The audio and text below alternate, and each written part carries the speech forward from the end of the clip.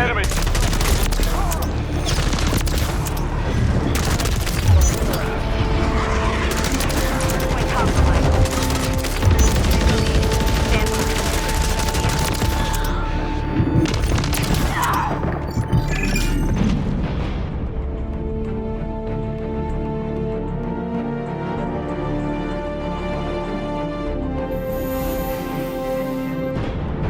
The M16 can be traced all the way back to the 50s, originating from the AR-15, a lightweight, air-cooled, and gas-operated rifle designed by the legendary Eugene Stoner.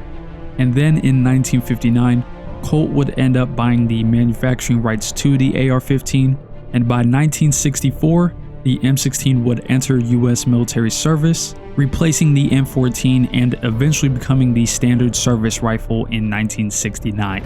The M16 would famously first see conflict in the Vietnam War, and since then has been seen pretty much worldwide, from the Gulf War to the war in Afghanistan, and even currently during the Russian invasion of Ukraine and the Israel-Hamas war. But that's a quick rundown on the history of the gun. Now let's move into how it performs in Modern Warfare 3. Starting off, the M16 is actually kind of a weak weapon. Since it deals 38 damage to the torso and 57 to the head, that means to get a one burst, you're going to have to land 2 headshots plus a body shot, or obviously all shots to the head. For recoil, this gun actually isn't that bad. If we just let it go right here, pretty much most of the time after you pull the trigger, it's going to recenter. I'd say for close and mid-range, it's going to be very easy. However, at longer range, you might want to switch it over to semi-auto, just saying. Since it's a Modern Warfare 2 gun, we're not going to have the best mobility and handling, but it's still actually very decent, and we actually have pretty good range and accuracy stats. Surprisingly, our hipfire and tag stance spread is pretty good, and we'll get back to that in just a second, but our effective damage range being 30 meters and our bullet velocity being at 720 milliseconds gives us a lot of variety on what we can do with this gun. However, this gun also features a brand new conversion kit, being the Jack Patriot, where the gun is converted into full auto similar to the M4. It gains a ton of recoil and gun kick control, as well as boosting our range. Now, for some reason, it doesn't say what our fire rate is. That doesn't change at all, even though obviously it would from being full auto. When I did my testing, I was seeing around 800 milliseconds. So if we do some quick math, we're basically looking at around a 300 millisecond time to kill if we're landing just torso shots. And that's also going to take 5 shots to kill. And then if you want to speed up that time to kill, 3 out of your 4 shots are going to have to land to the head, which isn't the hardest thing to do, but for most players, I'm going to say that that's only going to happen from flinch. And unless you got really good aim, you're just not going to be seeing that much. And then the recoil for the full auto version is a little bit different. It pretty much goes up and to the left, but it doesn't have a lot of horizontal bounce, so it is actually pretty easy to control if you just pull down into the right. Now let's move into the gunsmith and actually talk about some really good builds, with the first one being the best overall burst build. With this, I was pretty much focused on having the aiming idle sway be as little as possible, reducing the visual recoil and the vertical recoil just so slightly. The main reason why I'm focusing on the aiming stability is for mid to long range fights, where it's really important that you land those shots, especially with it being a burst gun. You don't want the sway throwing you off at all, especially if you're trying to actually fight the recoil. So getting +6 from the attachments that we have on is actually really good, and you can even see on the graph down there, our accuracy is increased a ton. And even with all these attachments on, we're only losing a slight bit of handling and a little bit of mobility as well. But with this gun having such a slow time to kill, I would suggest playing slow anyways.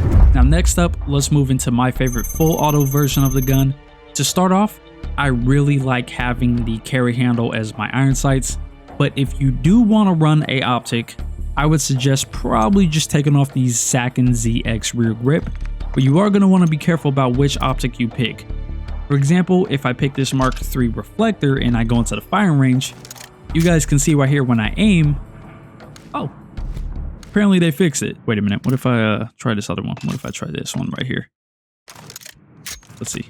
Yeah, so depending on the laser you have on, it's a little hard to see what you're shooting at.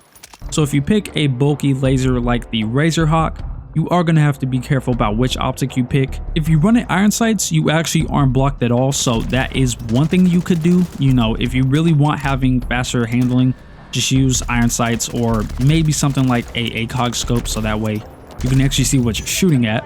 But with this build, since it's full auto and we have that faster time to kill, I'm just trying to play a little more aggressive, so the only thing for really reducing recoil is the Sakin ZX as well as the Scratch 20L, just to give us some extra firing aim stability. Once again, using the FSS OLEV, so that way we have a lot of aiming stability, and then the skeletal vertical grip, so that way I'm actually speeding up my aim down sight speed while also getting a little bit of vertical recoil control. Now, just for fun, I also made a tac stance build for this gun. This is something where I was just trying to be goofy, but it was actually not that bad. The mobility and the handling are increased a ton, and we have a 2.4 tac stance spread, which isn't nothing insane per se, but it is actually pretty good, especially for close quarters. And then you can also use it in full auto. The tac stance isn't as tight, but it is a little bit easier since it's full auto, and since we can't use any barrel attachments, which absolutely infuriates me, there isn't really a way to improve the tac stance besides the underbarrel, laser, and the stock. You could also use the Torrent Span 9 to actually improve the tac stance spread. However, the ADS movement speed isn't as fast, so usually I just stick with the Jack Cutthroat because I like having that crazy fast strafe speed. Now let's move into some class setups so that way you can really maximize these guns. And for the burst build, usually I run something like this. The CCT comms vest, so that way I know what's going on. I don't have the fastest time to kill, so I want as much information as possible, and being able to see more of the minimap as well as having those little data packs on the ground that I can pick up actually comes in pretty clutch. For the field upgrade, I'm usually always going to run the munitions box. I just like having as much ammo as possible, but if you do want more information, you could run the portable radar. I just think it's a little bit overkill. We got on the marksman gloves to have even less sway and also a little bit less flinch. For the boots, I'm just running the covert sneakers, so that way I got dead silence. I can move around safely, you know, not stomping around like an elephant. But if you want to run anything else, go ahead. I don't really think this one matters too much. And then since we have 2 gear slots, for the first one, I'm running the mag holster just so that way I can reload as fast as possible and just get rid of that downtime from reloading. And for the second gear slot, just running Ghost. This in combination with covert sneakers is really powerful. It allows you to be stealthy, move around as much as you need to, and also in combination with the comms vest, having all of that info without them knowing where you are definitely plays into your favor quite a lot. Also for the secondary, I'm running the WSP Stinger. It's kind of like a close range option. Since we have that super slow time to kill, if somebody does catch me up close, I want something in my back pocket to actually compete. Now, the really great thing about this gun is the stock we have on. This makes it have pretty much no recoil. You can even beam this guy all the way out here if you have the aim for it, of course. But it's also very good in tac stance, with us having a super tight spread that allows us to fight even at mid-range, and our strafe speed is pretty good as well. And then if I'm running the gun in full auto, I am gonna try to switch my perks just a little bit. For the vest, I'm usually going with quick fix just because I play very aggressive with this build.